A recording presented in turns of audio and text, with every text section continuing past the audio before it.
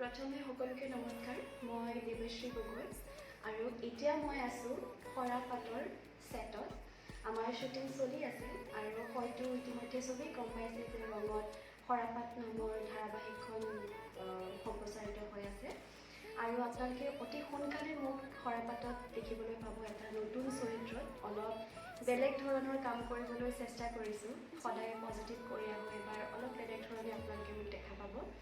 খুব ভাল লাগিছে কাম কৰি দীপেন্দাৰ লগত, বস্তুবোৰ খুব ধুনীয়াকৈ মোক বুজাই দিয়ে, দেখাই দিয়ে, ভাল লাগিছে। আৰু মোৰ লগত আছে অমৃতা বা, অৰূপ দা, অংকুষ্মিতা, নীলা বা, তেওঁলোকো খুব ধুনীয়া মানে আৰ্টিষ্ট, খুব ছাপৰ্টিভ হয়, বহুত কমফৰ্টেবল তেওঁলোকৰ লগত কাম কৰি, খুব ভাল লাগিছে।